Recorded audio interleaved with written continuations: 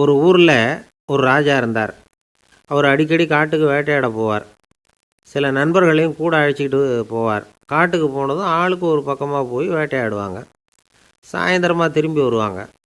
மறுநாள் அரண்மனையில் உட்காந்து ஒவ்வொருத்தரும் அவங்க அனுபவங்களை எல்லாம் சொல்லிக்குவாங்க. அவங்க வீரத்துக்கு தகுந்த மாதிரி பரிசை அந்த ராஜா கொடுப்பார். இது மாதிரி ஒரு தடவை எல்லாரும் வேட்டைக்கு போயிட்டு திரும்பி வந்ததும் உட்காந்து பேச ஆரம்பிச்சிருக்கிறாங்க. ஒருத்தன் சொன்னான், தன்னுடைய வீர தீர செயலை பற்றி அளக்க ஆரம்பிச்சிட்டான். ஏன்னா அதுக்கு பரிசு கிடைக்க போகுதில்ல, அதனால். அவன் என்ன சொன்னான் தெரியுமா? அரசே, நேற்றுக்கு காட்டில் என்னாச்சு தெரியுமா? எனக்கு நேராக ஒரு சிங்கம் வாயை திறந்துக்கிட்டு வந்துட்டுது. நான் பயப்படவே இல்லை. உடனே ஒரு கல்லை எடுத்து குறி பார்த்து வீசினேன். சிங்கத்து வாய்க்குள்ளே போய் அந்த கல் மாட்டிக்கிட்டுது. அவ்வளவுதான். அந்த சிங்கம் என்னை பார்த்துட்டு பயந்துட்டு ஒரே ஓட்டமாக திரும்பி ஓடி போயிட்டுது அப்படின்னா. ஆஹா பலே அப்படின்னு எல்லாரும் கை தட்டினாங்க. ரெண்டாவது ஆள் ஒருத்தன் எழுந்திரிச்சான். அவன் சொல்ல ஆரம்பித்தான், அரசே, நான் போன வழியில் 2 பெரிய மலைப்பாம்பு கிடந்தது. என்னை முழுங்கிறதுக்கு வந்தது. நான் என்ன பண்ணேன் தெரியுமா? அந்த 2 பாம்போட வாலையும் ஒன்றா சேர்த்து முடிச்சு போட்டுட்டேன். அவ்வளவுதான். அது அங்கே இழுக்க இது இங்கே இழுக்க முடிச்சு நல்லா இறுகி போட்டுது அப்படின்றான். ஆஹா அற்புதம்னு சொல்லி எல்லாரும் கை தட்டினாங்களாம். அடுத்தபடியாக 3வது ஆள் ஒருத்தன் வந்தான். அவன் சொல்ல ஆரம்பித்தான், மன்னா, நான் போன பாதையில் குறுக்க ஒரு ஆறு. அதில் இறங்கி குளித்தேன். யாரோ காலை பிடிச்சி இழுக்கிறது மாதிரி இருந்தது. திரும்பி பார்த்தா ஒரு பெரிய முதலை. நான் உடனே அப்படியே ஒரு துள்ளல் துள்ளி அது முதுகில் போய் உக்காந்துக்கிட்டேன். அதை அப்படியே கரைக்கு நீந்த வச்சேன். கரைக்கு வந்து சேர்ந்ததும் அப்படியே ஒரே துள்ளி குதித்து கரைக்கு வந்துட்டேன் அப்படின்றான். அவன் தன்னுடைய வீரத்தை அப்படி சொல்லியிருக்கான். அடடா, எப்பேற்பட்ட வீரம் அப்படின்னு எல்லாரும் கை தட்டினாங்களாம். 4வது ஆள் எழுந்திரிச்சான். மன்னா, நான் போன இடத்துல ஒரு கரடி வந்து என்னை துரத்த ஆரம்பிச்சுட்டுது. நான் ஒரு மலை உச்சிக்கு வந்துட்டேன். அதுக்கப்புறம் ஒரு அடி எடுத்து வச்சாலும் அதில் பாதாளத்தில் விழ வேண்டியது தான். அந்த நேரம் பார்த்து ஒரு பெரிய ராட்சச கழுகு அந்த பக்கமாக பறந்து வந்தது. நான் உடனே அப்படியே உயர எழும்பி அந்த கழுகோட காலை பிடிச்சிக்கிட்டேன். அப்படியே தொங்கிக்கிட்டே வந்தேன். ஒரு நல்ல இடம் வந்ததும் தொப்புன்னு கீழே குதித்து நடந்து வந்துட்டேன்னா. இதுக்கும் எல்லோரும் கை தட்டுறாங்க. கடைசியாக ஒரு ஆள் எழுந்திரிச்சான். அரசே, நான் வந்து போன வழியில் ஒரு பெரிய யானை குறுக்க வந்தது. பயங்கரமாக சத்தம் போட்டுக்கிட்டே வந்தது. நான் பயந்து ஓடலை. உடனே என்ன பண்ணேன் தெரியுமா? அந்த யானையோட வாலை பிடிச்சி தூக்கினேன். தலைக்கு மேலே தூக்கி கரன்னு சுற்றினேன். வேகமாக சுற்றி வீசி எறிஞ்சேன். அவ்வளவுதான். அதே ஸ்பீடில் அந்த யானை மேலே போக ஆரம்பிச்சுட்டுது. இன்னும் கூட அது போய்கிட்டே தான் இருக்குது, கீழே விழவே இல்லைன்னா. இதை கேட்டதும் ராஜாவுக்கு கோபம் வந்துட்டுது. என்னை என்ன முட்டாள்னு நினச்சிக்கிட்டு பேசுகிறியா? யானையை வந்து நீ வாலை பிடிச்சி தூக்குன, அதை நான் நம்பணுமா அப்படின்னார். உடனே இவன் பணிவாக பதில் சொன்னான், அரசே, ஒரு சிங்கத்து வாயில் கல் மாட்டிக்கிட்டதை நம்புறீங்க. மலைப்பாம்பு வாலை பிடிச்சி முடிச்சு போட்டதை நம்புறீங்க. முதல்ல முதுகில் சவாரி பண்ணதையும் நம்புறீங்க. கழுகு காலை பிடிச்சிக்கிட்டு பறக்கிறதையும் நம்புறீங்க. அப்படி நம்புறப்போ நான் சொன்னதை மட்டும் நம்பக்கூடாதா அப்படின்னு கேட்டானான். பொய் சொன்னவங்கெல்லாம் தலையை தொங்க போட்டுக்கிட்டாங்களாம். ராஜா அவங்கள பார்த்து சொன்னாராம், நீங்கள் எல்லாரும் என்னை முட்டாளாக்கியிருக்கிறீங்க. கடைசியாக பேசின இவன் தான் எனக்கு உண்மை எது பொய் எதுங்கிறத புரிய வச்சிருக்கிறான். இவன் தான் உண்மையான தைரியசாலி அப்படின்னு சொல்லி அவனுக்கே பரிசையெல்லாம் கொடுத்து பாராட்டினாராம். இப்படி ஒரு கதை. உண்மையை நிலைநாட்டுகிறவன் தான் உண்மையான வீரன் அப்படிங்கிறத இதிலிருந்து நாம் புரிஞ்சுக்கணும். இந்த காலத்துல எல்லாம் பொய் சொன்னால் தான் பிழைக்க முடியுங்கிறது ஒரு சில பேரோட நம்பிக்கை. ஒரு அப்பாவுக்கு தன் மகனுக்கு பொய் சொல்ல தெரியலையேங்கிற கவலை. பொய் சொன்னால் தான் இந்த உலகத்தில் பிழைக்கலாம், ஆனால் இவனுக்கு அது தெரியலையே, அதனால் இவனை அழைச்சிட்டு போய் நடுக்கடலில் விட்டுட்டு வந்துடுவோம் அப்படின்னு அழைச்சிட்டு புறப்பட்டான். கடற்கரைக்கு போனான். மகனுக்கு சந்தேகம். எங்கேப்பா என்னை அழைச்சிட்டு போகிறேன்னு கேட்டிருக்கான். கடலில் மீன் பிடிக்க கற்றுக் கொடுக்க போகிறேன் உனக்கு அப்படின்னானா. நான் ஏற்கனவே மீன் பிடிச்சிட்டேனேன்னானா இவன் மகன். எங்கே அதுன்னு கேட்டிருக்கான் அப்பங்காரன். சுட்டு சாப்பிட்டுட்டேன்ருக்கான் புள்ள. அப்பங்காரன் பார்த்தான். சரி, நம்ம புள்ள பொழைச்சிக்கும் அப்படின்னு சொல்லி திருப்பி அழைச்சிட்டு வந்துட்டானான். ஒரு தீக்குச்சி தீப்பெட்டியை பார்த்து கேட்டுதான், நாம் 2 பேரும் தானே உரசிக்கிறோம், ஆனால் நான் மட்டும் தீ பிடிச்சி எரிஞ்சு போகிறேன், நீ அப்படியே இருக்கிறியே அப்படின்னு தான். அதுக்கு தீப்பெட்டி சொல்லியிருக்குது, உனக்கு தலையில் கணம் இருக்குது, அதனால் அழிஞ்சு போகிறேன் அப்படின்னு தான். எப்படி இருக்கு பாருங்கள் இந்த பதில். தலையில் கணம் உள்ளவங்க யாருமே சரியாக இருக்க முடியாது. எவ்வளவு பெரியவங்களாக இருந்தாலும் சரி, ரொம்ப கஷ்டம்தான் அது. கர்வம்ங்கிறது கூடவே கூடாது. இதை விளக்கிறதுக்கு மகான் ஒருத்தர் ஒரு சம்பவத்தை சொல்கிறார். அர்ஜுனன் வந்து தீர்த்த யாத்திரை பண்ணானா. அப்போது தென்னிந்தியாவுக்கு வந்திருக்கிறான். ராமேஸ்வரத்துக்கு போனப்போ அங்கே இலங்கைக்கு கல்லுலாம் அடுக்கி போடப்பட்டிருந்த பாலத்தை பார்த்தானான். ஒரு சின்ன குரங்கு அதுக்கு பக்கத்தில் விளையாடிக்கிட்டு இருந்திருக்கு. அதை பார்த்துட்டு அர்ஜுனன் சிரிச்சிருக்கான். ஏன் சிரிக்கிறேன்னு கேட்டிருக்கு அந்த குரங்கு. ராமன் மிகச்சிறந்த வில் வீரன். அப்படி இருக்கிறப்போ அவன் இலங்கைக்கு அம்புகளாலேயே ஒரு பாலம் கட்டியிருக்கலாம். அதை விட்டுட்டு போயும் உன்ன மாதிரி குரங்குகளை துணையாக வச்சுக்கிட்டு இப்படி ஒரு கருங்கல் பாலத்தை கட்டியிருக்கிறானே அப்படின்னு நானா. அம்புகளால் பாலம் கட்ட முடியுமா அப்படின்னு கேட்டுதான் குரங்கு. ஏன் முடியாது, என்னால் முடியுமேன்னு இருக்கான் அர்ஜுனன். அம்பால் பாலம் கட்டலாம், இருந்தாலும் என்ன மாதிரி குரங்குகள் ஏறி நடந்தா அது தாங்குமா? அதனால தான் ராமர் கருங்கல் பாலமே கட்டினார் அப்படின்னுது குரங்கு சொல்லிச்சான். அப்படியே சொல்கிற, நான் வேணும்னா இப்போ அம்புகளாலேயே ஒரு பாலத்தை கட்டுறேன், நீ அது மேலே ஏறி நடந்து பார். பாலம் விழுந்துட்டுதுன்னா நான் தீ மூட்டி அதில் குதித்து உயிர் தியாகம் பண்ணி விட்றேன் அப்படின்னு நான் ரொம்ப கோபமாக. உடனே அந்த சின்ன குரங்கு பெரிய உருவம் எடுத்துட்டு தான் கையில் கதையோடு அர்ஜுனன் முன்னாடி நிற்கிறான் அனுமன். பார்த்தா, என்னுடைய தலைவர் ராமரையா இழிவாக பேசுகிற, நீ இப்போ பாலம் கட்டு, நான் என்னுடைய பலத்தை காட்டுறேன் அப்படின்னு அனுமன். அர்ஜுனன் தன்னுடைய காண்டிபத்தை எடுக்கிறான், சரமாரியாக அம்புகளை விடுறான். அதெல்லாம் ஒன்றோட ஒன்று கோத்துக்கிட்டு அப்படியே பாலம் மாதிரி நிற்கிது. அர்ஜுனன் தலை நிமிர்ந்து நின்னான். அனுமன் உயர கிளம்பி அங்கேருந்து பாலத்தில் பொத்துன்னு இறங்கினான். பாலம் அப்படியே நொறுங்கி போச்சு தூள் தூளாக. என்ன அர்ஜுனா, இப்போ என்ன செய்ய போகிற அப்படின்னு ஏளனமா. அர்ஜுனன் தலையை தொங்க போட்டுக்கிட்டான். சொன்னபடி தீ மூட்டி அதில் குதிக்கிறதுக்காக 3 தடவை சுற்றி வந்தான். அப்போது கிருஷ்ணர் அங்கே வந்தார். என்ன அர்ஜுனா, என்ன நடக்குது, என்ன இது அப்படின்னு ஒன்றும் தெரியாத மாதிரி கேட்டார். அர்ஜுனன் வாயை திறக்கிறதுக்கு முன்னாடி அனுமன் வாயை திறந்தான், நடந்ததை சொன்னான். அர்ஜுனன் சவால் விட்டபடி உயிர் திறந்தே ஆகணும்னு அனுமன். கிருஷ்ணர் யோசனை பண்ணார். நல்லது, இந்த சவால் விட்டதுக்கும் நடந்ததுக்கும் யார் சாட்சி? பெரிய ஒருத்தரை சாட்சியாக வச்சுக்கிட்டல்லவா நீங்கள் இந்த போட்டியை நடத்தியிருக்கணும் அப்படின்னார். அதனால் என்ன, இப்போ மறுபடியும் அந்த போட்டியை நடத்திவிட்டா போச்சு, என்னால் அந்த அம்பு பாலத்தை நொறுக்க முடியாதா அப்படின்னு அனுமன். சரி, இப்போ மறுபடியும் அது நடக்கட்டும்னார் கிருஷ்ணர். அர்ஜுனன் அம்பு பாலம் அமைச்சான். அனுமன் ஏறி குதிச்சான். பாலம் அசைஞ்சு கொடுக்கவே இல்லை, அவ்வளோ உறுதியாக இருக்குது. இப்போ அனுமன் தலையை குனிஞ்சிக்கிட்டான். அர்ஜுனன் நன்றியோடு நிமிர்ந்து பார்த்தான். கிருஷ்ணருடைய தோள்கள்லேயும் முதுகள்லேயும் ரத்தம். என்ன சுவாமி, என்ன நடந்ததுன்னு நான் பதறி போய், உன் அம்பு பாலத்தை நான் தான் முட்டு கொடுத்து தாங்கிக்கிட்டு இருந்தேன்.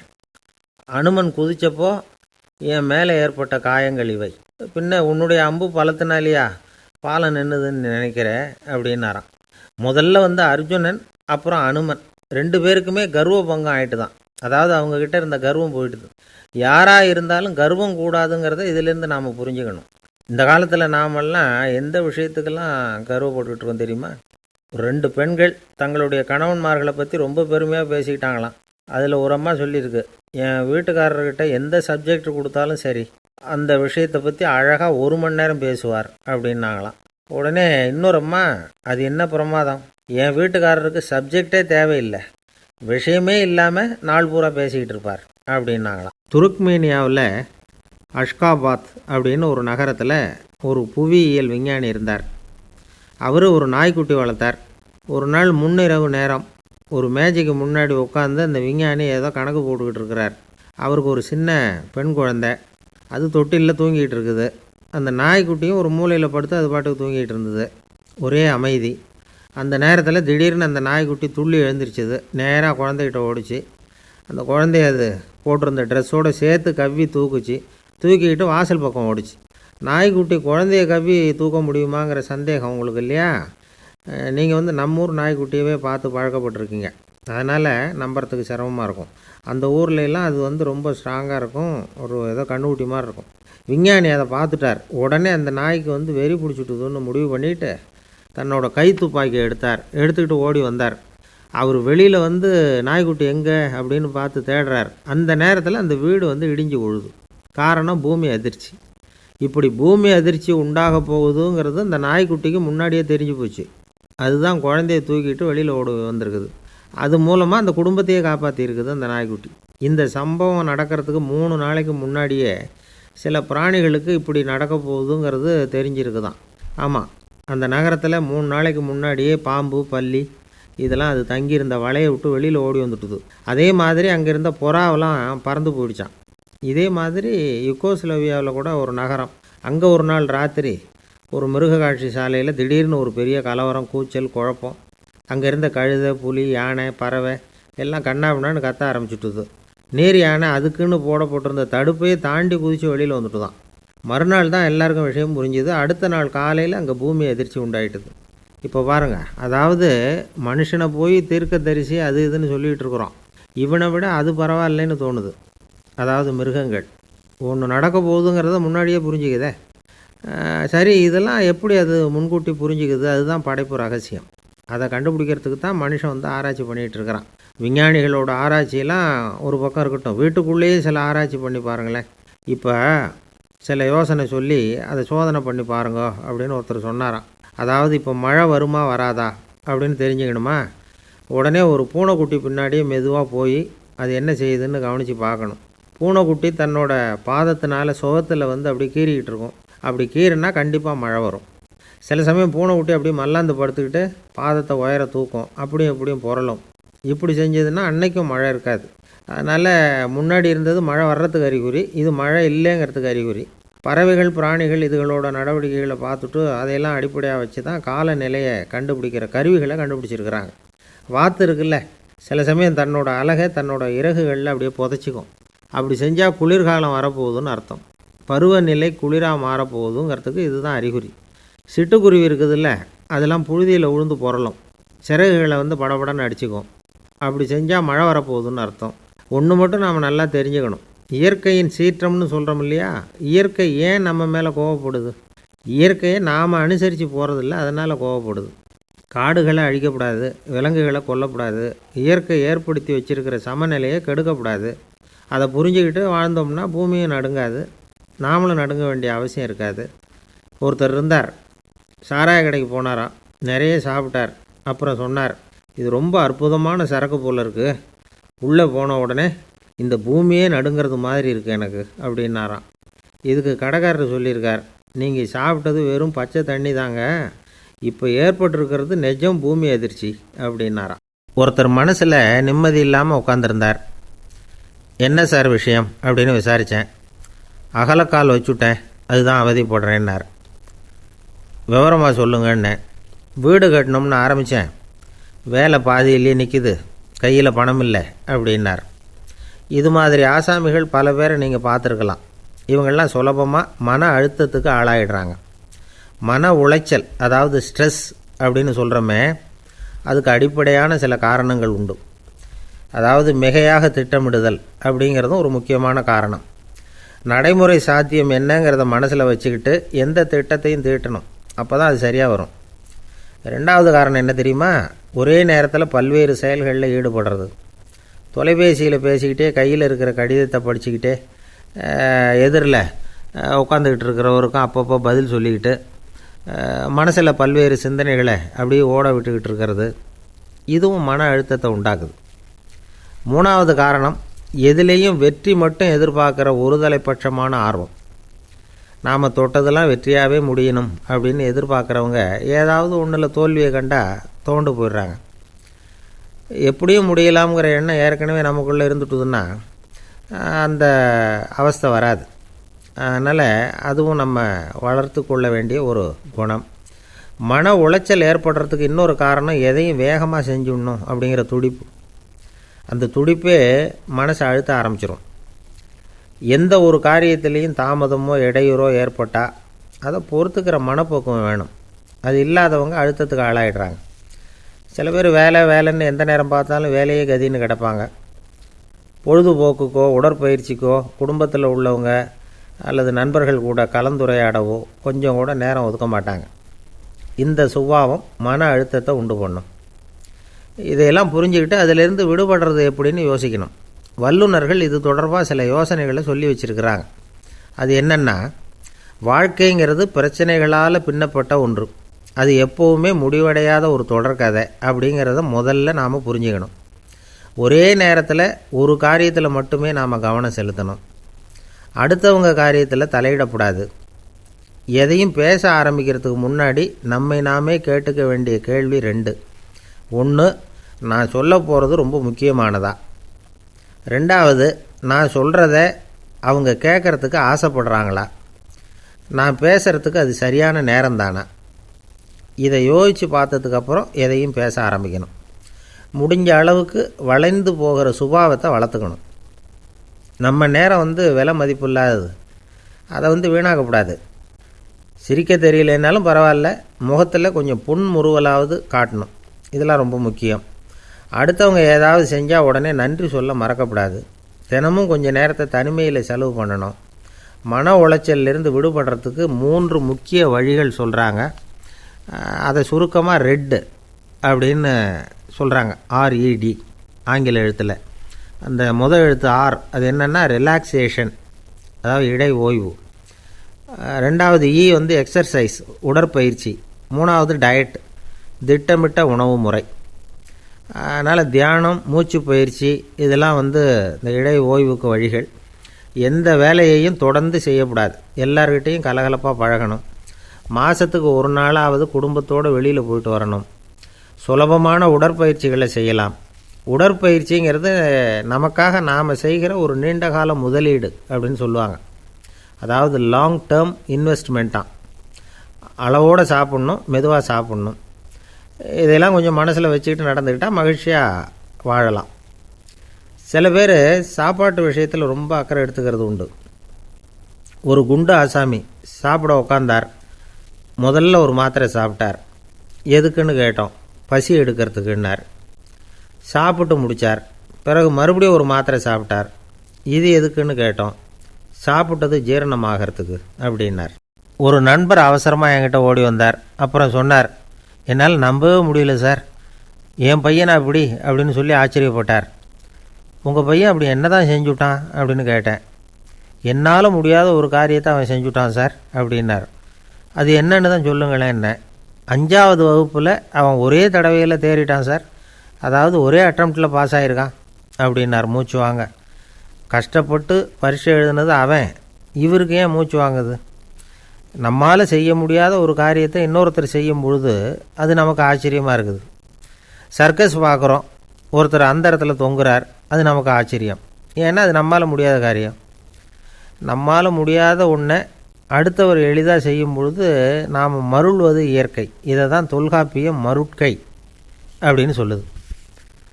இந்த வியப்பு இருக்குதே, இது 4 வகையில் ஏற்படுறதாக தொல்காப்பியம் சொல்லுது. அது என்ன 4 வகை? முதல் வகை எப்படின்னா புதுமையான அரிய செயல்களை செய்கிறது. 2வது வகை என்னென்னா பெரும் செயல்களை செய்கிறது. 3வது வகை என்னென்னா மிக நுட்பமான செயல்களை செய்கிறது. 4வது வகை என்னென்னா ஆக்கம் தரும் செயல்களை செய்கிறது. புதுமை, பெருமை, சிறுமை, ஆக்கமோடு மதினம் சாலா மருட்கை 4 அப்படிங்கிறது தொல்காப்பியம். இன்றைக்கி விஞ்ஞானம் புதுசு புதுசாக எதையோ கண்டுபிடிக்குது. ஆரம்பத்தில் அது ஆச்சரியமாக இருக்குது, அப்புறம் அது நமக்கு பழகி போடுது. வானொலி பெட்டி புதுசாக வந்தப்போ ஒரு பெட்டி பேசுதுங்கிறது எவ்வளோ பெரிய ஆச்சரியம். இப்போ யாரும் அதை ஆச்சரியமாக பார்க்குறதில்ல. மதினம் சாலா மருட்கை அப்படின்னு ஒரு சொற்றொடர் வருது பாருங்கள். அதில் கருத்தாழம் உண்டு.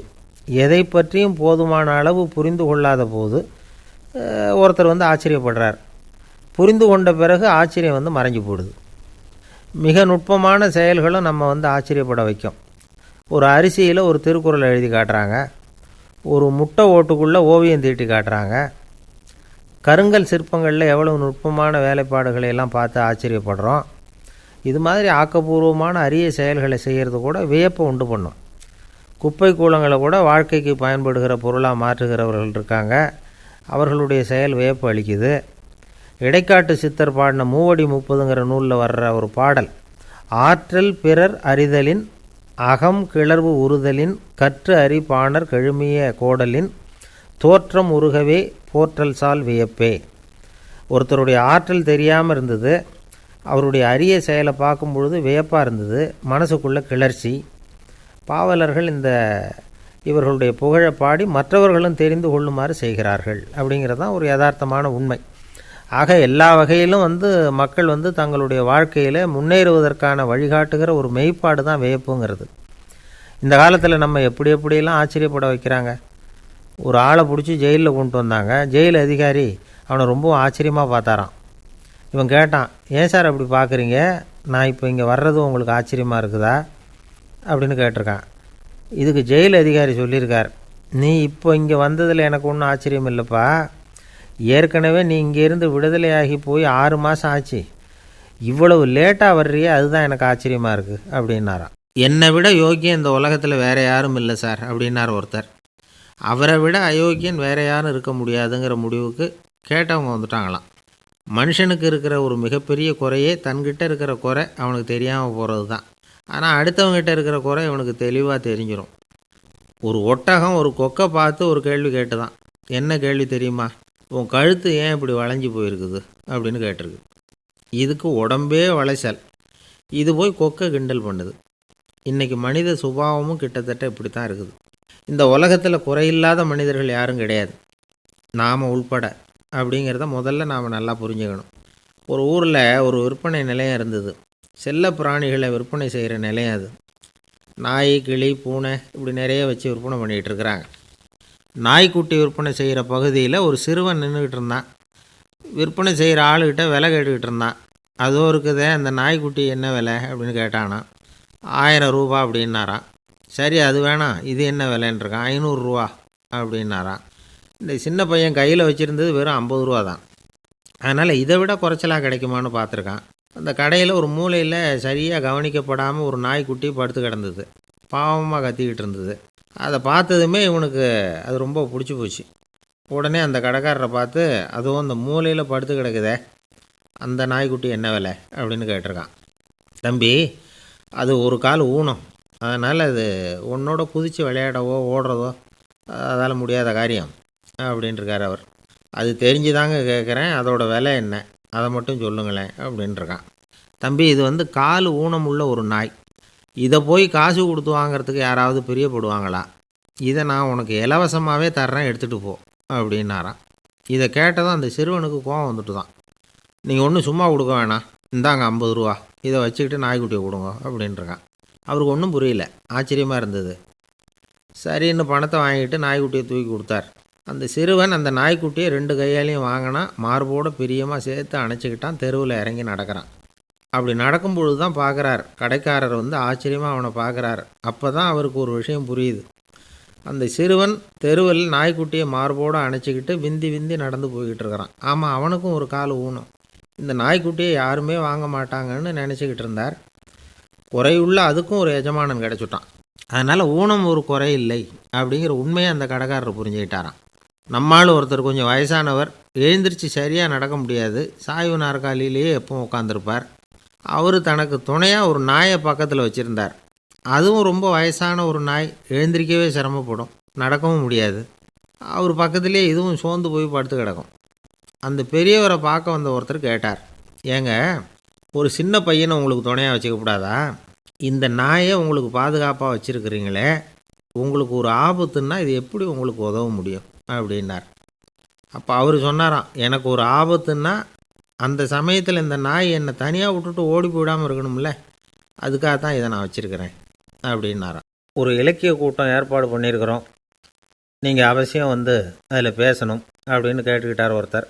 வேணாங்க, 4 பேருக்கு முன்னாடி நிற்கிறதுனா எனக்கு ரொம்ப கூச்சமாக இருக்கும் அப்படின்னாரு இவர். ஏன் சார், இன்னமும் குழந்த மாதிரி கூச்சப்படுறீங்களே அப்படின்னார் அவர். அவரை ஒரு மாதிரியாக சமாளித்து அனுப்பி வச்சுட்டு அதுக்கப்புறம் அதை பற்றி இவர் யோசித்து பார்த்துருக்கார். சில நிபுணர்கள் எழுதியிருக்கிறத படித்தும் பார்த்துருக்கிறார். மனோதத்துவ நிபுணர்கள் என்ன சொல்கிறாங்க தெரியுமா? 10லேருந்து 20% குழந்தைகள் பிறக்கிறப்பவே கூச்ச சுபாவம் கொண்டதாக தான் இருக்குதான். ஒரு தாத்தா தன்னோட பேர பிள்ளைய ஆசையாக கூப்பிடுறார் விளையாட்டு காட்ட, அதை அழுதுகிட்டு ஓடி போகுது. ஒரு அம்மா தன்னோட பிள்ளைய பள்ளிக்கூடத்தில் சேர்க்கறதுக்காக கூப்பிட்டுக்கிட்டு போகிறாங்க.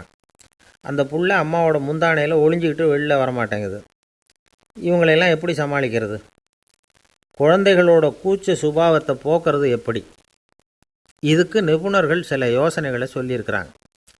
மற்றவங்களுக்கு முன்னாடி என் பையனுக்கு கூச்சம் ரொம்ப அதிகம் சார், மற்றவங்க பார்த்தா ரொம்ப வெக்கப்படுறான், இப்படி சொல்கிற அப்பாக்கள் உண்டு. என் பையன் புது மனுஷால பார்த்தா அட்டையாக ஒட்டிக்குவான் சார் அப்படின்னு சொல்கிற அப்பாக்களும் உண்டு. இப்படிலாம் குழந்தைகளுக்கு முத்திரை குத்துறது ரொம்ப தப்பான். புதுசாக யாராவது வீட்டுக்கு வந்தால் குழந்தை தானாக தன்னோட கூச்சத்தையும் பயத்தையும் போக்கிக்கிட்டு சகஜமாக மாறி வர்றதுக்கு வாய்ப்பு கொடுக்கணுமா. ஒரு கூட்டத்துக்கோ அல்லது சொந்தக்காரங்க கல்யாணத்துக்கோ குழந்தைய அழைச்சிட்டு போகிறீங்க. அங்கே போய் கட்டாயப்படுத்தி குழந்தைய மற்றவங்க கிட்ட பேச சொல்லக்கூடாது.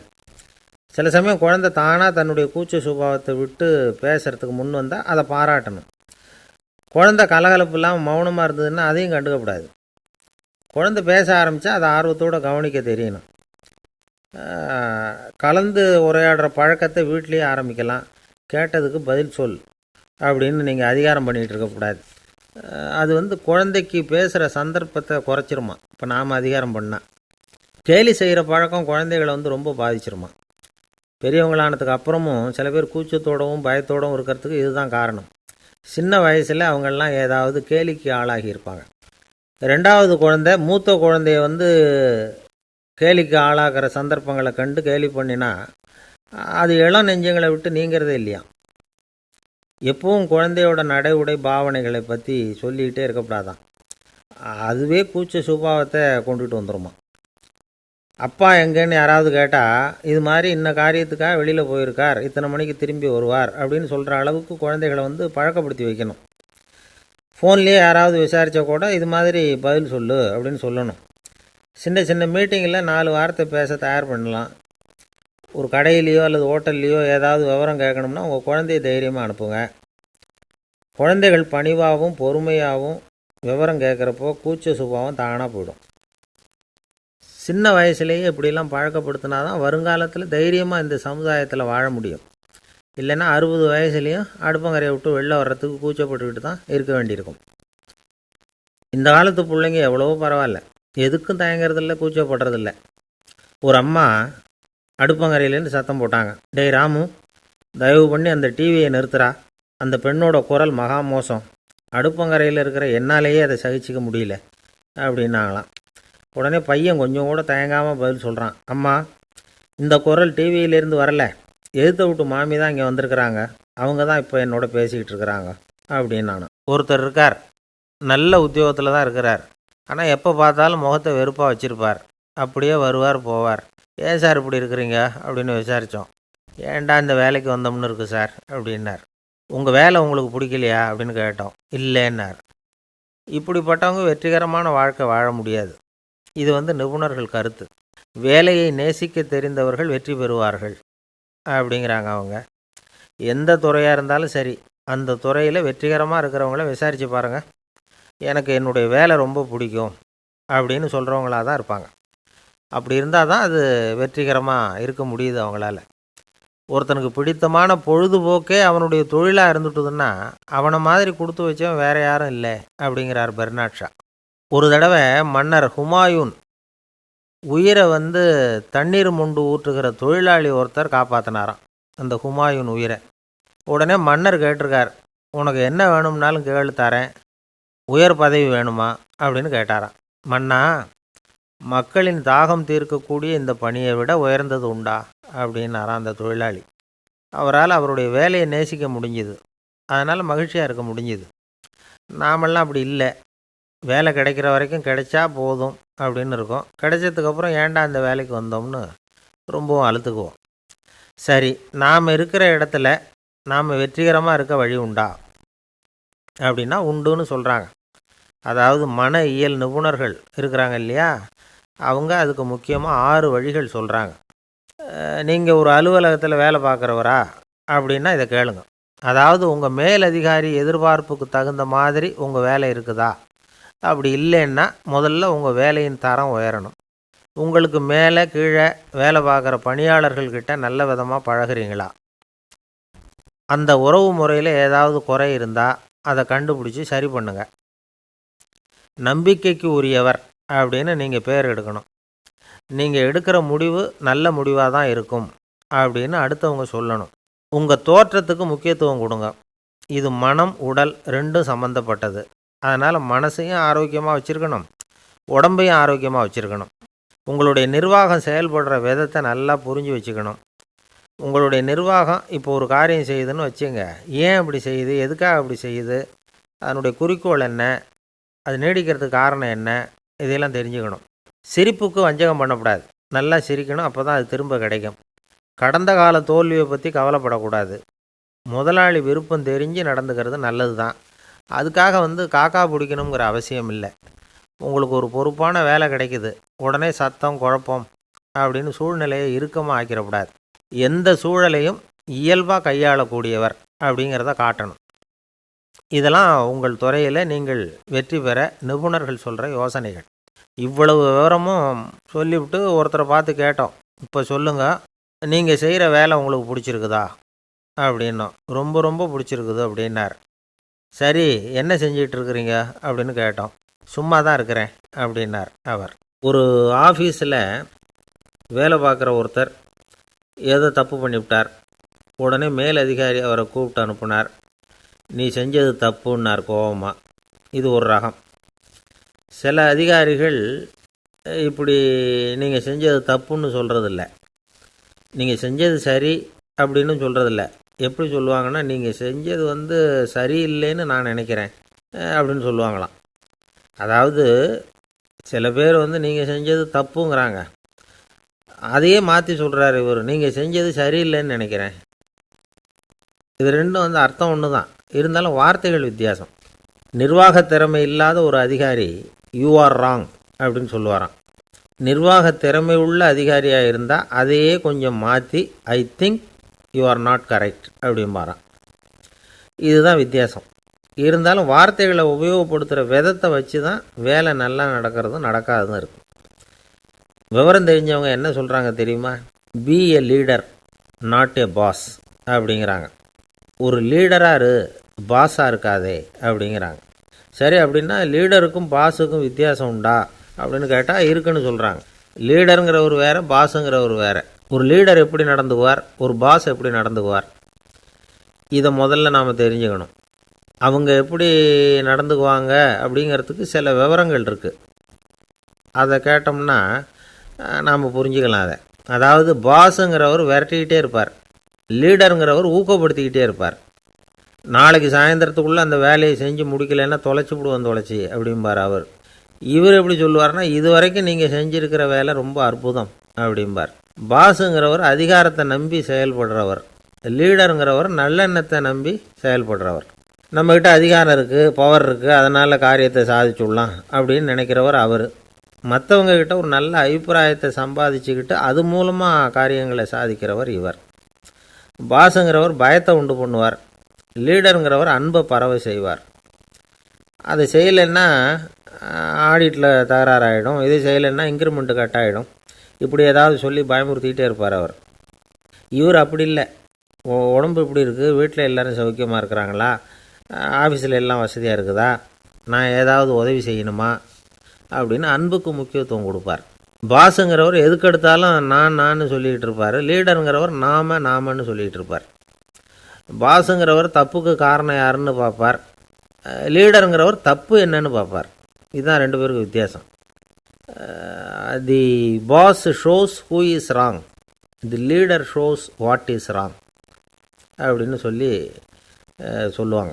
இந்த காரியம் எப்படி செய்யப்பட்டிருக்கு அப்படின்னு தெரிஞ்சுக்கிறவர் பாஸ். இந்த காரியத்தை எப்படி செய்யணும்னு செஞ்சு காட்டுறவர் லீடர். பாஸுங்கிறவர் பணியாளர்களை திட்டுவார், லீடர் மரியாதைக்குரியவராக நடத்துவார், அதுக்குரியவராக அவர் நடந்துக்குவார். செய்கிற வேலையை ஒரு சுமையாக நினைக்க வைக்கிறவர் பாஸ், செய்கிற வேலையை ஒரு சந்தோஷமாக ஆக்கிறவர் லீடர். ஒரு முதலாளியாக இருக்கிறவர் அல்லது ஒரு நிர்வாகியாக இருக்கிறவர் இது மாதிரியான நுணுக்கங்களையெல்லாம் தெரிஞ்சு வச்சுக்கிறது நல்லது. ஒரு பாஸ் இருக்கார், அவர் ஒரு நாள் ரொம்ப பெருமையாக தன்னோட ஆஃபீஸை பற்றி பேசிக்கிட்டு இருந்தார். எனக்கு கீழே 200 பேர் வேலை செய்கிறாங்க சார், நான் ஒரு கோடு கிழிச்சா அவங்க அதை தாண்டாத அளவுக்கு நான் நடந்துக்கிறேன் சார் அப்படின்னார் அவர். அது எப்படி முடியுது உங்களால் அப்படின்னு கேட்டோம். நான் கோடே கிழிக்கிறதில்ல சார் அப்படின்னார். ஒரு தந்தை தன்னோட பிள்ளைய ரொம்ப தைரியசாலியாக வளர்க்கணும்னு ஆசைப்பட்டார். அதுக்காக அவனை கூப்பிட்டு உட்கார வச்சு இப்படி உபதேசம் பண்ணார். இதை பாருப்பா, நான் உன்னாட்டம் இருக்கிறப்போலாம் எதுக்கும் பயப்பட மாட்டேன், ரொம்ப துணிச்சலாக இருப்பேன். ஒரு நாள் ஒரு அப்பாவி எலியை ஒரு பூனை துரத்திட்டு ஓடிச்சு. நான் உடனே என்ன செஞ்சேன் தெரியுமா? அந்த பூனையை பிடிச்சேன், அது வாலில் ஒரு பட்டாசு சரத்தை கட்டினேன், கொளுத்தி விட்டேன், படபடன்னு வெடிக்க ஆரம்பிச்சுட்டுது. அது துள்ளிக்கிட்டு அங்கேயும் இங்கேயும் ஓடி இருக்கு பாரு ஓட்டம், ரொம்ப தமாஷு அப்படின்னார் அப்பா. இப்படி சொல்லிவிட்டு பையனை பார்த்து, இதை கேட்குறதுக்கு உனக்கும் துணிச்சல் வருதா நான் என்னுடைய செயலை நீ கேட்குறப்போ உனக்கு துணிச்சல் வருதா அப்படின்னு கேட்டார். வருதுன்னா பையன்.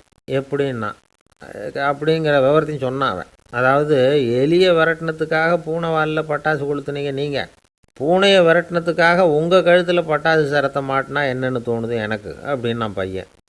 பையனோட துணிச்சல் அப்பாவே நடுங்க வச்சுட்டுது. அது சரி, ஒரு அப்பா பிள்ளைக்கு இப்படியா உபதேசம் பண்ணுறது? எல்லாருக்கிட்டையும் அன்பாக பழகிறது எப்படி அப்படின்னு சொல்லி கொடுக்கணும். பிஞ்சு உள்ளங்களில் நஞ்சை தூவலாமா? ஒரு நாள் விநாயகர் ஒரு பூனையோடு விளையாடிக்கிட்டு இருந்தாராம். அப்படி ஆசையாக விளையாடிக்கிட்டு இருந்தப்போ அவரோட கை நகம் தவறுதெல்லாம் பூனையோட முகத்தில் பட்டுவிட்டு தான். அது ஒரு சின்ன கீறலை உண்டாகி விட்டுது. அப்பா அவர் அதை ஒரு பெருசாக நினைக்கல. கொஞ்ச நேரத்துக்கு அப்புறம் விநாயகர் வீட்டுக்கு வந்தார். அவங்க அம்மா பார்வதி தேவியை பார்த்தார். பார்வதி தேவி கன்னத்தில் விரலால் கீறினது மாதிரி ஒரு அடையாளம் இருந்தது. விநாயகருக்கு அதிர்ச்சி, ஆச்சரியம். நம்ம அம்மா இந்த உலகத்துக்கே தாயார், அப்பேற்பட்ட அவங்க முகத்திலேயே கீறலை உண்டாக்கக்கூடியவங்க யாராக இருக்க முடியும் அப்படின்னு யோசனை பண்ணார். தாயே, உன்னுடைய கன்னத்தில் இந்த வடு எப்படிம்மா ஏற்பட்டதுன்னு கேட்டார். குழந்தாய், இது நீ செஞ்ச காரியம்தான்ப்பா, உன்னுடைய கை நகம் கீறினதுனால ஏற்பட்ட வடு தான் இது அப்படின்னாங்க அவங்க. விநாயகர் திடுக்கிட்டு போட்டார். எப்படிம்மா அது? நான் எந்த காலத்துலேயும் ஒன்று அப்படி கீறினதாக எனக்கு நினைவு இல்லையே அப்படின்னார். இன்னைக்கு காலையில் ஒரு பூனையை கீறினதை நீ மறந்துட்டியா அப்படின்னாங்க அந்த அம்மா. விநாயகர் திகைச்சு போய் நின்னார். பார்வதி தேவி சொன்னாங்க, இதை பார்ப்பா, இந்த உலகத்தில் இருக்கக்கூடிய எல்லா உயிர்கள்லேயும் நான் இருக்கிறேன். நான் தான் இந்த உலகமாக ஆகியிருக்கிறேன். ஆகையினால நீ யாரை துன்புறுத்தினாலும் அது உண்மையிலேயே என்ன துன்புறுத்தினதாக தான் வந்து முடியும் அப்படின்னாங்க. விநாயகர் மனசுக்குள்ளே ஒரு வெளிச்சம் ஏற்பட்டு தான். அதுக்கப்புறம் அவர் யாரையுமே கல்யாணம் பண்ணிக்காததுக்கு அதுதான் காரணமாக. இந்த உலகத்தில் எல்லாரையும், இங்கே இருக்கிற எல்லாத்தையும் தாயின் வடிவமாக அவர் பார்க்க ஆரம்பிச்சிட்டாராம். குருதேவர் ராமகிருஷ்ணர் இந்த கதையை எடுத்து சொல்லியிருக்கிறார். நபிகள் நாயகம் ஒரு தடவை ஒரு நாற்காலியில் உட்காந்து என்னமோ யோசனை பண்ணிகிட்டு இருந்திருக்கிறார். அப்போ அவரோட உடையில் ஒரு கீழ்ப்பகுதி தரையில் படிஞ்சு கிடந்திருக்குது. அங்கே விளையாடிக்கிட்டு இருந்த ஒரு பூனை அது மேலே வந்து படுத்து தூங்கி போச்சு. தொழுகை செய்ய வேண்டிய நேரம் வந்துட்டது. நபிகள் நாயகம் எழுந்திருக்க பார்த்தார். அப்போ தான் பூனை தன்னோட உடை மேலே படுத்து தூங்கிட்டு இருக்கிறது கண்ணில் படுது. பூனையோட தூக்கத்தை கலைக்க விரும்பல அவர். தன்னுடைய சகோதரியை கூப்பிட்டார். ஒரு கத்திரிக்கோல் எடுத்துகிட்டு வர சொன்னார். பூனை படுத்திருந்த உடைப்பகுதி மட்டும் இருக்குல்ல, அதை மட்டும் அதோட கத்திரிச்சு விட்டுட்டு அதுக்கப்புறம் அவர் எழுந்திரிச்சு தொழுகைக்கு போனாராம். அதாவது பிற உயிர்கள்கிட்ட எப்படி அன்பு காட்டணுங்கிறத பெரியவங்க எவ்வளவோ விதத்தில் நமக்கு எடுத்து காட்டியிருக்கிறாங்க. இருந்தாலும் எத்தனை பேர் மனசில் அதெல்லாம் உரைச்சிருக்குது? நாமளும் நம்ம ட்ரெஸ்ஸு மேலே ஒரு பூனை படுத்திருந்தா ஒரு கத்திரிக்கோலை தான் தேடுவோம், எடுத்துக்கிட்டு வர சொல்லுவோம். துணியை வெட்டுறதுக்கு பதிலாக இல்லை அதோட வாழை வெட்டினா என்ன அப்படின்னு தோணும். ஒரு ஆள் ரொம்ப பிரியமாக ஒரு பூனையை ஆற்றுல குளிப்பாட்டிக்கிட்டு இருந்தானா. எப்படி? அந்த பூனையை ஆற்று தண்ணியில் அமுக்கி அமுக்கி குளிப்பாட்டிக்கிட்டு இருக்கிறான். அந்த வழியாக போன பெரிய ஒருத்தர் இதை பார்த்தார். இதை பார்ப்பா, பூனையை அது மாதிரி ஆற்று தண்ணியில் அமுக்கி குளிப்பாட்டாத, மூச்சு திணறி செத்து போடும் அப்படின்னு அட்வைஸ் பண்ணார். நீ போய் அவன் வேலையை பார்த்துக்கிட்டு, எனக்கு எல்லாம் தெரியும்னா இவன். சரின்னு அவர் போயிட்டார். கொஞ்ச நேரம் கழித்து அவரே அந்த வழியாக திரும்பி வந்துக்கிட்டு இருந்தார். ஆற்றுல பூனையை குளிப்பாட்டிக்கிட்டு இருந்தவன் அழுதுகிட்டு உட்காந்துருக்கிறான். பக்கத்தில் அந்த பூனை செத்து கிடக்குது. இதை பார்த்தார் பெரியவர். நான் தான் அப்போவே சொன்னேனே அந்த பூனையை ஆற்றுல நினைக்காதேன்னு, அதை கேட்டிருந்தா இப்படி ஆயிருக்குமா அப்படின்னார். அந்த ஆள் கோபமாக இவரை முறைச்சி பார்த்தான். அட போய்யா, இந்த பூனை ஆற்றுல குளித்ததுனால ஒன்றும் செத்து போகல, குளித்ததுக்கப்புறம் அதோட உடம்பு ஈரமாக இருக்குதுன்னு அதை புழிஞ்சேன், அதனால தான் இப்படி ஆயிட்டுது அப்படின்னானா. நம்பிக்கை இல்லைன்னா இந்த உலகத்தில் நாம் நடமாடவே முடியாது. அவநம்பிக்கையோடு இருந்துக்கிட்டு இருந்தால் என்றைக்கும் அவஸ்தை தான். நாம் நம்புறது நடக்குதோ இல்லையோ அது வேறு விஷயம். ஆனால் எதையும் நம்பி தான் நாம் அடி வைக்க வேண்டியிருக்கு.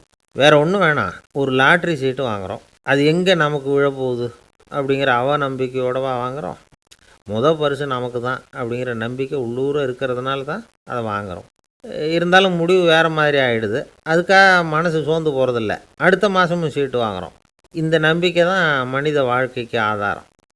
ஒரு கடையில் போய் டீ சாப்பிட்றீங்க, அந்த டீ நல்ல டீ தானா, அதில் விஷம் கலந்துருக்குமா அப்படிங்கிற சந்தேகம் வந்துட்டுதுன்னு வச்சுங்க. அதுக்கப்புறம் அதை எப்படி நீங்கள் சாப்பிட முடியும்? நம்பி தான் சாப்பிட்ணும். ரயில் ஒழுங்காக போய் சேருங்கிற நம்பிக்கை இருக்கிறதுனால தான் அதில் ஏறி உட்காடுறோம்.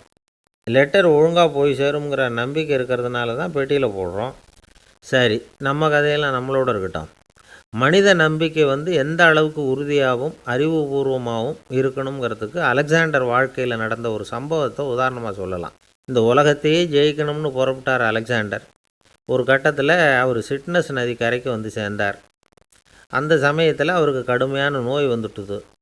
அவர் கூடவே வந்திருந்த கிரேக்க வைத்தியர்கள் என்னென்னமோ முயற்சியெல்லாம் பண்ணி பார்த்தாங்க. இருந்தாலும் அலெக்சாண்டருக்கு வந்திருக்கிறது என்ன நோய்ங்கிறத அவங்களால கண்டுபிடிக்க முடியல. ஏன்னா அந்த பகுதியில் உள்ளவங்களுக்கு மட்டுமே அதிகமாக வரக்கூடிய ஒரு வினோதமான நோயாக இருந்தது அது. ஆனால் அவர் இருக்கிற இடம் எதிரியோட இடம், பாரசீக மன்னனோட ஆளுகைக்கு உட்பட்ட இடம். என்ன பண்ணுறது அப்படின்னு எல்லாரும் யோசனை பண்ணாங்க. பாரசீக மன்னனோட அரண்மனையில் இருக்கிற வைத்தியர் வந்தால் இந்த நோயை குணப்படுத்தி விடுவார் அப்படின்னு சொன்னாங்க. இருந்தாலும் எதிரியோட நாட்டில் இருக்கிற வைத்தியரை கூப்பிட்டு எப்படி நம்பி வைத்தியம் பார்க்க சொல்கிறது அப்படின்னு சொல்லி எல்லோரும் தயங்கினாங்க. ஆனால் அலெக்சாண்டர் தயங்கலை. பரவாயில்ல, அழைச்சிட்டு வாங்கன்னு விட்டார். உடனே அவரை போய் அழைச்சிட்டு வந்துட்டாங்க. அவர் வந்தார். அலெக்சாண்டர் உடம்பை பரிசோதனை பண்ணி பார்த்தார். சரி, இதை குணப்படுத்தி விடலாம், பயப்பட வேண்டியதில்லை. ஆனால் இதுக்கு ஒரு மூலிகை ரசம் தயார் பண்ணி கொடுக்கணும். நான் போய் அதை தயார் பண்ணிவிட்டு 2 நாளில் திரும்பி வந்துடுறேன் அப்படின்னு சொல்லிவிட்டு போனார் அந்த வைத்தியர். அதே மாதிரி 2 நாளில் திரும்பி வந்தார் மூலிகை ரசத்தோட. இதுக்கு இடையில் அலெக்சாண்டரோட தளபதிகளில் ஒருத்தர் ரகசியமாக ஒரு எச்சரிக்கை கடிதம் கொடுத்து அனுப்பியிருக்கிறான். அதை வாங்கி என்ன விஷயம்னு பார்த்தார். இப்போ உங்ககிட்ட வந்திருக்கிற எதிரி நாட்டு வைத்தியரை நம்பாதீங்கோ, அவன் கொண்டுகிட்டு வந்திருக்கிற மூலிகை ரசத்தில் விஷம் கலந்துருக்குது அப்படின்னு அதில் எழுதியிருக்கு. அதை பார்த்தார் அலெக்சாண்டர். இருந்தாலும் கொஞ்சம் கூட அலட்டிக்கலை. வைத்தியர் கொடுத்த மருந்தை வாங்கி கடகடன்னு குடிச்சிட்டார். குடிச்சுட்டு அதுக்கப்புறம் அந்த கடிதத்தில் இருந்த விஷயத்தை அந்த வைத்தியர்கிட்ட சொன்னார். வைத்தியர் திகைச்சு போயிட்டார். தன் மேலே அலெக்சாண்டர் வச்சுருக்கிற நம்பிக்கையை பார்த்து அவருக்கு ரொம்ப வியப்பு. வைத்தியர் உண்மையிலேயே நல்ல மருந்து தான் கொண்டுகிட்டு கொடுத்துருக்கிறார், அதில் விஷம்லாம் எதுவும் கலக்கலை.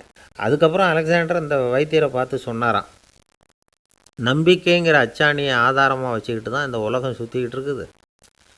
எனக்கு எதிரியாக இருந்தாலும் பாரசீக மன்னர் ரொம்ப பெரியவர். அப்பேற்பட்ட மன்னருடைய அரண்மனை வைத்தியர் தொழில் நேர்மை இல்லாதவராக இருக்க மாட்டார். அப்படி இருந்தால் அவரை அரண்மனை வைத்தியராக வச்சிருக்கவே மாட்டாங்க அப்படின்னு நம்பினேன். என்னுடைய நம்பிக்கை வீண் போகலை அப்படின்னாராம். இதுதான் மானுட நம்பிக்கைங்கிறது. இந்த காலத்துலேயும் இது மாதிரி இந்த மானுட நம்பிக்கை ரொம்பவும் சாமர்த்தியமாக கையாளுகிற கெட்டிக்காரங்க சில பேர் இருக்கிறாங்க.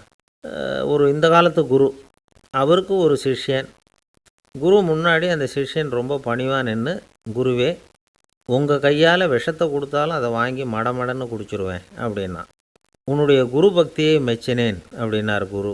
அதுக்கு அந்த சிஷ்யன், அப்படி இல்லை குருவே, உங்ககிட்ட சிஷ்யனாக இருக்கிறத விட உங்கள் கையால் விஷத்தை வாங்கி குடிச்சு விட்றது ரொம்ப நல்லது, அதனால தான் அப்படி சொன்னேன் அப்படின்னா. ஒரு ஊரில் ஒரு ஆள் இருந்தான். அவனுக்கு ஒரே ஒரு மகள். அவளை நல்ல இடத்துல கட்டி கொடுக்கணும்னு ஆசைப்பட்டான். அதுக்காக மாப்பிள்ளை தேடிக்கிட்டு இருந்தான். அவன் கொஞ்சம் வசதியான ஆள், அதனால் நிறைய பேர் வந்தாங்க. இருந்தாலும் ஒரு நல்ல குணமுள்ள மாப்பிள்ளையாக இருக்கணும் அவன் எதிர்பார்த்தான். அப்படி இருக்கணும்னு தொடர்ந்து முயற்சி பண்ணான். கடைசியாக ஒரு 3 பேர் கிடைச்சாங்க. அந்த 3 பேரில் யாரை தேர்ந்தெடுக்கிறது, இதுதான் அவனுக்கு வந்த குழப்பம். இந்த நிலைமையில் ஒரு பெரியவரை தேடி போனான். அவர்கிட்ட தன்னுடைய பிரச்சனையை சொன்னான். அவர் கொஞ்சம் யோசனை பண்ணார். அதுக்கப்புறம் 3 பேரையும் கூப்பிட்டார். இதை பாருங்கப்பா, உங்கள் 3 பேருக்கும் 3 மாத கால அவகாசம் தர்றேன். நீங்கள் இப்போ போகலாம். 3 மாதம் கழித்து திரும்பி வரலாம்.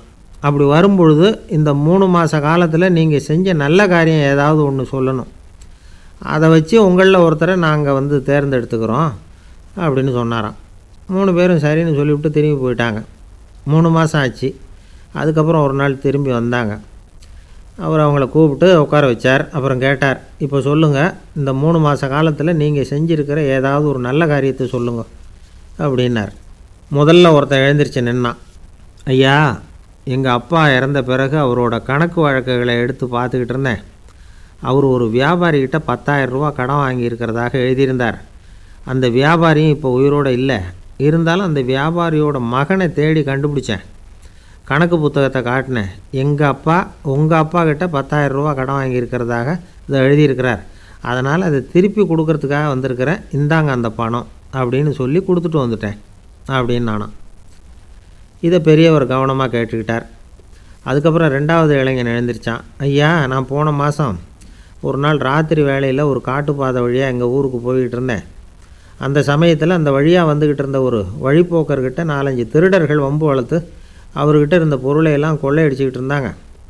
நான் உடனே ஒரு குச்சியை எடுத்துகிட்டு ஓடினேன். அந்த திருடர்களை அடித்து விரட்டினேன். பொருளையெல்லாம் மீட்டு அந்த வழிப்போக்கர்கிட்ட ஒப்படைச்சேன். அவரை பத்திரமா அழைச்சிக்கிட்டு போய் அவர் வீட்டில் விட்டுட்டு வந்தேன் அப்படின்னு நானும். இதையும் பெரியவர் கவனமாக கேட்டுக்கிட்டார். அடுத்தபடியாக மூணாவது இளைஞன் எழுந்திரிச்சான். ஐயா, போன மாதம் ஒரு நாள் நான் ஒரு மலைப்பாதை வழியாக போய்கிட்டு இருந்தேன். மலைப்பாதை விளிம்பில் ஒரு மதகு கட்டை, அது மேலே ஒரு ஆள் படுத்து தூங்கிட்டு இருந்தான். அந்த பக்கம் தவறி உருண்டு விழுந்திருந்தான்னா அதில் பாதாளம். அது மலையடி வாரத்தில் போய் தான் விழணும், அவ்வளவு பள்ளம். அது தெரியாமல் அவன் பாட்டுக்கு தூங்கிட்டு இருந்தான். நான் உடனே அவன்கிட்ட ஓடி போய் குனிஞ்சு அவன் முகத்தை பார்த்தேன். அப்போ தான் புரிஞ்சுது, அவன் ஏற்கனவே எனக்கு தெரியும். அவனை எனக்கு நிறைய கெடுதல் பண்ணியிருக்கிறான், இடைஞ்சல் கொடுத்தவன். இருந்தாலும் ஐயோ பாவம்னு நினச்சி அவனை எழுப்பி பாதுகாப்பாக வேறு ஒரு இடத்துல படுக்க வச்சுட்டு வந்தேன் அப்படின்னு நானும். பெரியவர் இதையும் கேட்டுக்கிட்டார். அதுக்கப்புறம் அவங்க 3 பேரையும் பார்த்து, நீங்கள் போகலாம், நாங்கள் யோசித்து முடிவு பண்ணி உங்களுக்கு சொல்லி அனுப்புகிறோம் அப்படின்னாராம். அந்த இளைஞர்கள் புறப்பட்டு போயிட்டாங்க. அதுக்கப்புறம் அந்த பெண்ணோட அப்பாவை பார்த்து சொன்னார், இந்த 3 பேருமே நல்ல பிள்ளைங்க தான், அதில் ஒன்றும் சந்தேகம் இல்லை. இருந்தாலும் இந்த 3 பேர் செஞ்ச செயல்களையும் ஒப்பிட்டு பார்க்க வேண்டியிருக்கு.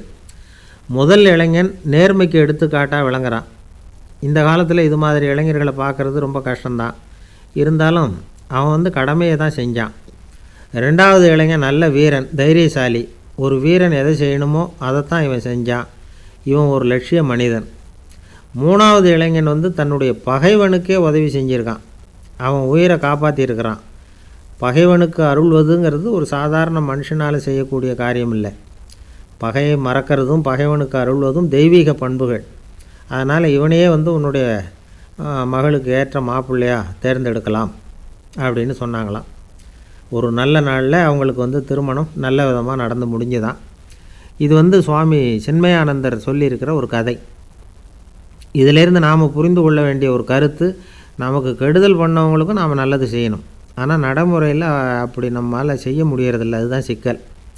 நம்மால் ஒருத்தங்கிட்ட கேட்டேன், ஏண்டா உன்னுடைய பகைவன் ஒருத்தன் அது மாதிரி ஒரு மலைப்பாதை மதகு கட்டையில் படுத்திருந்தா உடனே நீ என்ன நினைப்ப அப்படின்னு கேட்டோம். இது ஒரு அருமையான சந்தர்ப்பம்னு நினைப்பேன் அப்படின்னா. எதுக்குன்னு கேட்டோம். அவனை அந்த பக்கமாக உருட்டி கீழே தள்ளுறதுக்கு அப்படின்னா. ஒரு அரசனும் அமைச்சரும் ஒரு நாள் ரொம்ப சாவகாசமாக பேசிக்கிட்டு இருந்தாங்களாம். அரசன் அமைச்சரை பார்த்து ஒரு கேள்வி கேட்டிருக்கார். ஏங்க அமைச்சரே, ஆசை இல்லாத ஒரு மனுஷனால் இருக்க முடியுமா அப்படின்னு. ஏன் முடியாது, துறவி அப்படிங்கிறவங்கெல்லாம் அப்படிப்பட்டவங்க தானே அப்படின்னாராம் அமைச்சர். அவங்கெல்லாம் உண்மையிலேயே ஆசையை விட்டவங்க தானா அப்படின்னு கேட்டாராம் ராஜா. அப்படி தான் இருக்கணும் அப்படின்னாராம் அமைச்சர். அப்படின்னா ஆசையே இல்லாத ஒரு உண்மையான துறவியை நான் பார்க்கணுமேன்னார். அது என்ன பிரமாதம், அதுக்கு நான் ஏற்பாடு பண்ணுறேன் அப்படின்னு விட்டார் இவர். சொல்லிவிட்டு உடனே புறப்பட்டு போனார். அங்கங்கே தேடினார். அப்புறம் தான் அவருக்கு புரிஞ்சுது உண்மை துறவியை கண்டுபிடிக்கிறது எவ்வளவு கஷ்டமான காரியம்னு. இருந்தாலும் ராஜா கிட்ட சொல்லியாச்சே, உண்மை துறவியை காட்டுறேன்னு. இப்போ என்ன பண்ணுறது? ராஜா கிட்ட சொன்னபடி நடக்கலைன்னா அவருக்கு கோபம் வந்துடும். அமைச்சர் ஒரு யோசனை பண்ணார். அவருக்கு ஒரு வழி தெரிஞ்சுது. அதுதான் சரின்னு முடிவு பண்ணார். அதாவது அந்த ஊரில் அவருக்கு தெரிஞ்ச நாடக நடிகர் ஒருத்தர் இருக்கிறார், நல்லா நடிப்பார். அவரை போய் பார்த்தார். இதை பாருப்பா, எனக்காக நீ ஒரு காரியம் செய்யணும்னார். என்னன்னு கேட்டார் அவர். நீ ஒரு துறவி மாதிரி கொஞ்ச நேரத்துக்கு நடிக்கணும். ராஜா உன்னை பார்த்துட்டு போகிற வரைக்கும் நடி, அது போதும். அதுக்காக உனக்கு 10,000 ரூபா தரேன் அப்படின்னார். அவர் எந்த காலத்தில் இவ்வளவு பணத்தை மொத்தமாக பார்த்துருக்கார். அதனால் உடனே சரின்னு ஒத்துக்கிட்டார். அமைச்சர் அரண்மனைக்கு திரும்பி வந்தார். என்ன அமைச்சரே, இன்னுமா ஒரு உண்மையான துறவி கிடைக்கலன்னார். உண்மையான துறவி ஒருத்தரை இப்போ தான் கொஞ்ச நேரத்துக்கு முன்னாடி பார்த்து பேசிவிட்டு வர்றேன். அவர் நம்ம ஊருக்கு வெளியில் குளத்தங்கரையில் உள்ள ஒரு ஆலமரத்துக்கு அடியில் உட்காந்துருக்கிறார் அப்படின்னார் இவர். அப்படின்னா உடனே புறப்படுங்க அப்படின்னார் ராஜா. பரிவாரங்களோடு புறப்பட்டார். அங்கே அந்த மரத்தடியில் அந்த ஆள் வேஷம் போட்டுக்கிட்டு துறவி மாதிரி உட்காந்துருக்கிறான். ராஜா நேராக போனார். அந்த துறவி காலில் பொத்துன்னு விழுந்து வணங்கினார். உடனே ராணியும் அவர் காலில் விழுந்தாங்க. அடுத்தபடியாக அமைச்சர் விழுந்தார். அவருக்கு தெரியும் இது நம்ம ஆள் தான்னு. இருந்தாலும் என்ன பண்ணுறது, நேரம்.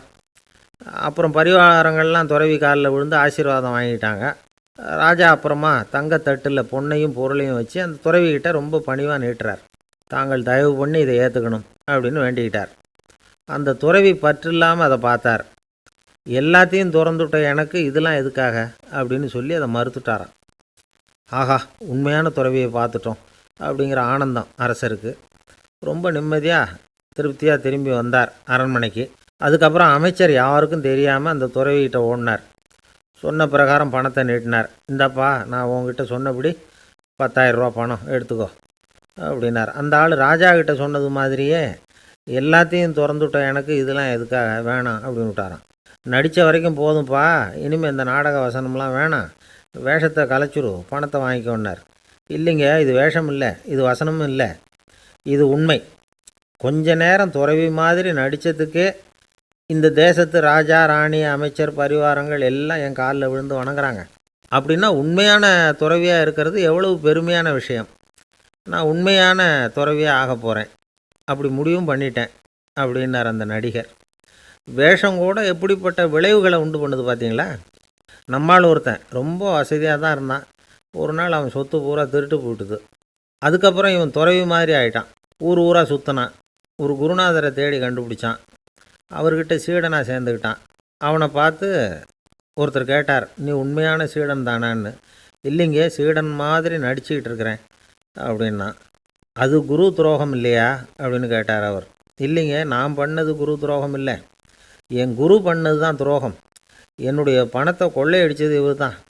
அதை எங்கே வச்சுருக்காருன்னு கண்டுபிடிக்கிறதுக்காக தான் இவர்கிட்ட வந்து சீடனாக சேர்ந்துருக்கிறேன் அப்படின்னா. ஒரே ஒரு ஊரில் ஒரு ராஜா இருந்தார். அவர் பேரில் மக்களுக்கு ரொம்ப மரியாதை. அவ்வளவு நல்லா ஆட்சி புரிஞ்சுக்கிட்டு வந்தார். அவருக்கு வயசாகிட்டுது. அதனால் ஒரு நாள் அமைச்சரை கூப்பிட்டார். இதை பாருங்கள், எனக்கு வயசாகிட்டுது, அதனால் இந்த அரச பொறுப்பையெல்லாம் நீங்கள் ஏற்றுக்குங்க அப்படின்னார். அதுக்கப்புறம் ராணியை கூப்பிட்டார். வா, நாம் இனிமேல் இங்கே இருக்க வேணாம், காட்டுக்கு போய் தவம் பண்ணலாம் அப்படின்னு கூப்பிட்டார். இந்த செய்தி மக்களுக்கு அறிவிக்கப்பட்டது. மக்கள் உடனே கூட்டம் கூட்டமாக அரண்மனைக்கு வர ஆரம்பிச்சிட்டாங்க. மன்னரை போய் பார்க்குறாங்க. அரசே, தாங்கள் வந்து எங்களுக்கு தந்தை மாதிரி. நீங்கள் காட்டுக்கு போயிட்டால் நாங்கள்லாம் இங்கே எப்படி இருக்க முடியும்? எங்களுக்கெல்லாம் எந்த துன்பமும் இல்லாமல் பார்த்துக்கிட்டு வர்றீங்க. இது மாதிரியான ஒரு அரசாட்சி இல்லைன்னா மக்கள் வந்து வாழ்ந்து என்ன பயன் அப்படின்னாங்க. இருந்தாலும் என்ன பண்ணுறது, வயசாயிட்ட காரணத்தினால இந்த முடிவுக்கு வர வேண்டியிருக்குது அப்படின்னாராம் ராஜா. அப்படின்னா நீங்கள் காட்டுக்கு போக வேணாம், நாங்கள் போகிறோம். நாங்கள் அங்கே போய் தவம் பண்ணுறோம், வழிபாடு பண்ணுறோம். கடவுள் வருவார், அவர்கிட்ட வரம் வாங்கிட்டு வந்துடுறோம் அப்படின்னாங்களாம். அப்படி சொல்லிவிட்டு உடனே எல்லோரும் காட்டுக்கு போனாங்க. நாட்டு மக்கள் எல்லாரும் ஒட்டு மொத்தமாக வந்து காட்டில் உட்காந்துக்கிட்டு தவம் பண்ணுறதை பார்த்தார் கடவுள். உடனே புறப்பட்டு வந்தார். எல்லோரும் இப்படி வந்து உட்காந்துருக்குறீங்களே, என்ன வேணும் உங்களுக்கு அப்படின்னு கேட்டார். உடனே மக்கள் எல்லாரும் ஒரு குரலில் சொன்னாங்க, சுவாமி, எங்கள் மன்னன் ரொம்ப நாளைக்கு நல்லபடியாக இருக்கணும். அவர் வந்து மகிழ்ச்சியாகவும் உடல் நலத்தோடும் இருந்தால் தான் நாங்கள் அமைதியாக வாழ முடியும் அப்படின்னாங்க. சரி, அதுக்கு என்ன செய்யணும் அப்படின்னார் ஆண்டவன். எங்கள் மன்னருக்கு இன்னும் ஒரு 100 வருஷம் ஆயுளை கொடுங்க அப்படின்னாங்க. அவ்வளவு தானே, சரி அப்படியே ஆகட்டும் அப்படின்னு சொல்லிவிட்டு ஆண்டவன் போயிட்டார். மக்கள் மகிழ்ச்சியோடு திரும்பி வந்தாங்க. மன்னா, கடவுள் வரம் கொடுத்துட்டார், நீங்கள் 100 வருஷம் வாழ போகிறீங்க அப்படின்னாங்க. இதை கேட்டதும் ராணி ராஜாவை வணங்கி நான் தவம் செய்ய போகிறேன் அப்படின்னு புறப்பட்டாங்க. உடனே மக்கள் என்ன நினச்சாங்க தெரியுமா? ஐயோ, நாம் ராஜாவுக்கு மட்டும்தானே நீண்ட ஆயுள் வேணும்னு வரம் வாங்கினோம், ராணிக்கு வாங்கலையே, அதுதான் கோபத்தில் புறப்பட்டாங்க போல இருக்குது அப்படின்னு நினச்சி வருத்தப்பட்டாங்க. ஆனால் ராணி நினச்சது அது இல்லை. ராணி போய் தவம் பண்ணாங்க, கடவுள் காட்சி கொடுத்தார். இவங்க கேட்குறாங்க, சுவாமி, ராஜாவுக்கு மட்டும் 100 வருஷம் ஆயுள்னு வரம் கொடுத்துட்டீங்க, அப்படின்னா குடிமக்களும் 100 வருஷம் இருக்கணும். இப்படிப்பட்ட குடிமக்கள் இல்லைன்னா அப்படிப்பட்ட அரசன் இருந்து என்ன பிரயோஜனம் அப்படின்னாங்களாம். ஆண்டவன் பார்த்தார். சரி, அவங்களும் 100 வருஷம் வாழ்வாங்க, அது மட்டும் இல்லை, நீயும் 100 ஆண்டு காலம் வாழ வரமளிக்கிறேன் அப்படின்னு சொல்லிவிட்டு மறைஞ்சிட்டார். இதில் ஆண்டவன் வர்றதும் மறையிறதும் முக்கியம் இல்லை. இதில் கவனிக்க வேண்டியது ஆள்கிறவனின் விசால மனம், குடிமக்களின் விசால மனம், ஆள்கிறவன் மனைவியினுடைய விசால மனம். இப்படி ஒரு நாடு இருந்துட்டுதுன்னா எப்படி இருக்கும் வாழ்க்கை நினச்சி பாருங்கள்.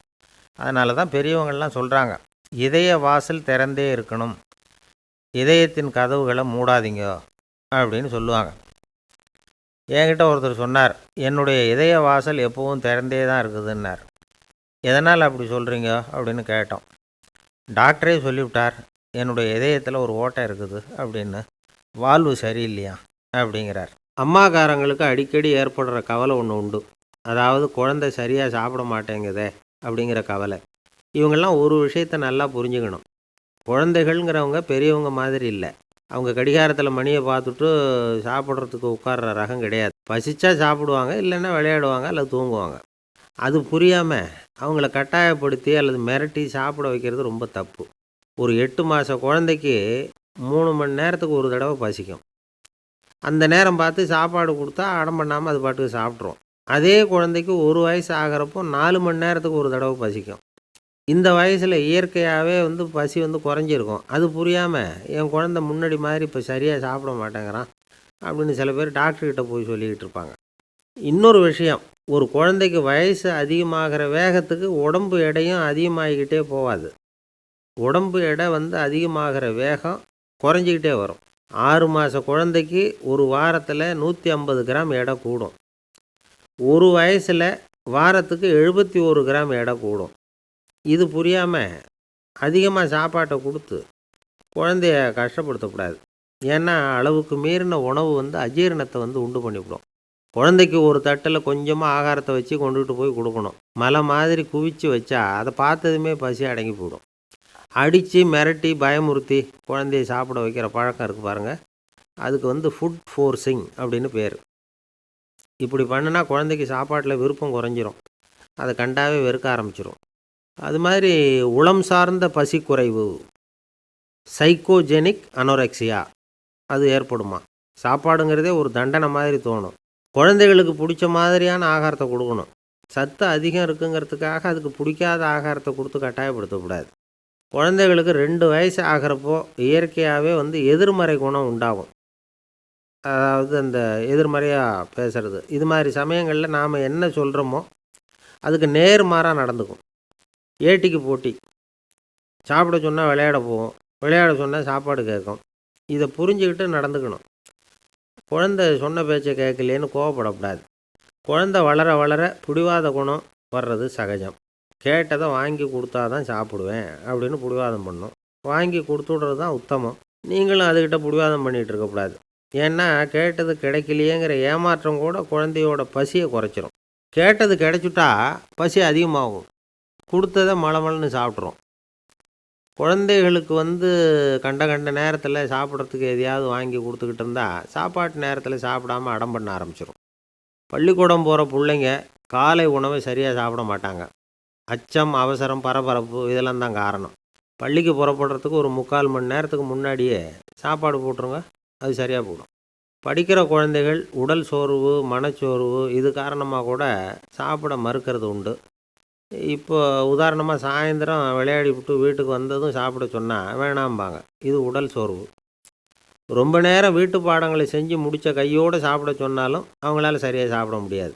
இது உளச்சோர்வு, அதாவது மனச்சோர்வு. இதை தவிர குழந்தைகளுக்கு உடல் நலக்குறைவு ஏற்பட்டால் கூட சாப்பிட மறுக்கிறது உண்டு. சில மருந்து மாத்திரைகள் கூட பசியை குறைச்சிரும். அதனால் சரியாக தெரிஞ்சுக்கிட்டு குழந்தைகளை சாப்பிட வைக்கணும்.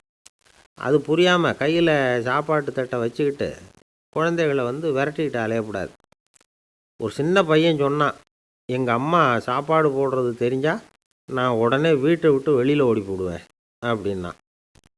ஏன் அப்படி பண்ணுறேன்னு கேட்டோம். எங்கள் அப்பா கூட அது மாதிரி தான் சார் பண்ணுவார் அப்படிங்கிறான்.